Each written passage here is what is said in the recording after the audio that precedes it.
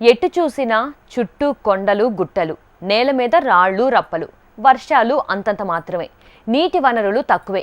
అయినా ఇవేవి వారి సంకల్పానికి అడ్డుగా నిలవలేదు.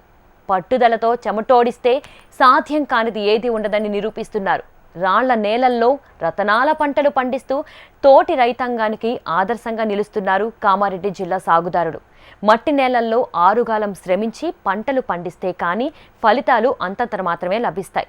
కానీ ఈ రైతులు కొన్నేళ్లుగా సాగు నేల లేక ఉన్న రాళ్ల నేలల్లోనే బంగారు పంటలు పండిస్తూ తక్కువ పెట్టుబడితో లాభదాయకమైన ఆదాయాన్ని ఆర్జిస్తున్నారు. ఇంతకీ వీరి సాగు సీక్రెట్ ఏమిటి? ఏ పంటలు పండిస్తున్నారు? ఎలాంటి సాగు పద్ధతులు పాటిస్తున్నారు? కష్ట నష్టాలు ఏమిటో తెలుసుకోవాలంటే కామారెడ్డికి వెళ్లాల్సిందే. కామారెడ్డి జిల్లాలోని జుక్కల్ మండలం ఇది.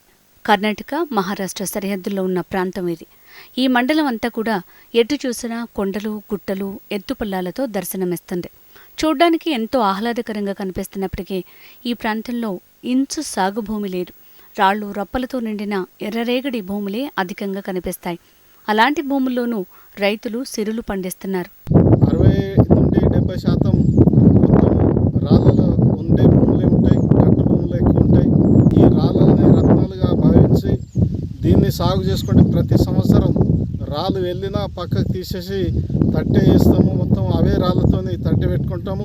మరి ఈ రాళ్ళలో దేవుడు కరుణించి మంచి వర్షాలు కురిపిస్తే ప్రతి సంవత్సరం మేము ఈ ఏరియాలో పత్తి పంట, కంది పంట, సోయా పంట ప్రధానంగా మేము రైతులు వేసుకుంటాము. ఈ శలక రాళ్ళ భూములలో పత్తి పంట ప్రతి సంవత్సరానికి 8 నుండి 10 క్వింటాల వరకు పత్తి వెళ్తుంది. మా చేనులో మొత్తం చిలకరాని భూమిలో మొత్తం మేము పత్తి పండిస్తాం, సోయా పండిస్తాం. దాంట్లో మేము మొత్తం బండలు ఉన్న దానికి ట్రాక్టర్తో కొట్టేసి పక్కన పడేసి మేము దానికి పండిస్తాం. దాన్ని పండిన తర్వాత మాకు 5 కుంటలు 6 కుంటలు మాకు లాభం పడుతుంది. మాకు వర్షాలు పడితేనే భూములు పండుతాయి, లేకుంటే మేము మొత్తం వర్షం మీదనే ఆధారపడి ఉంటాము. వర్షాలు పడకపోతే మేము మొత్తం లాస్ అయిపోతాము. పండించిందంతా చేతి డబ్బులతో వేసి మేము ఇవన్నీ పండిస్తేనే మాకు కడుపుకు అన్నము అవన్నీ దొరుకుతాయి, లేకుంటే మాకు ఏం దొరకాయి. సోయా, పత్తి, పెసర్లు ఏం వేసినా కానీ అన్నీ మేము కడుపు కోసమే. మండలంలోని సోపూర్, డోన్గావ్, వజ్రకండి, శక్తినగర్, సావార్గావ్ తదితర గ్రామాల పరిధిలో వేలాది ఎకరాల్లో రాళ్లు రప్పలతో కూడుకున్న భూములున్నాయి.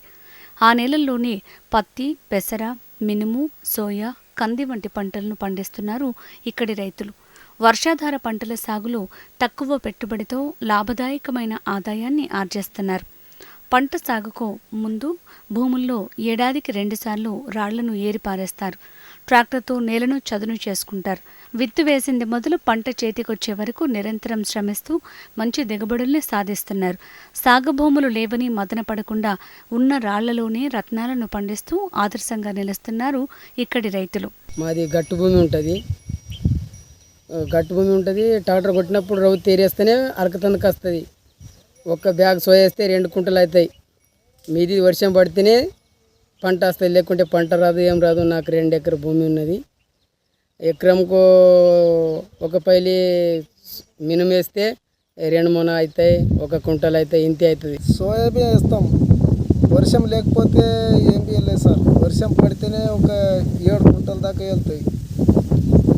మినిమం ఒక 3 కుంటల దాకానే వెళ్తాయి.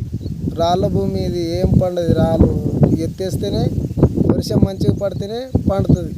కేవలం వర్షాధారంపైనే ఆధారపడి మాత్రమే ఏటా వర్షాకాలంలో పంటలు పండిస్తారు. వరుణుడు కరుణిస్తేనే వీరికి సిరుల పంట దక్కుతుంది. ఈ ఏడు వర్షాలు సమృద్ధిగా కురవడంతో రైతుల ఆనందానికి అవధుల్లేవు.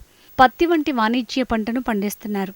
మంచి దిగుబడి అందివస్తుందని అంచనా వేస్తున్నారు.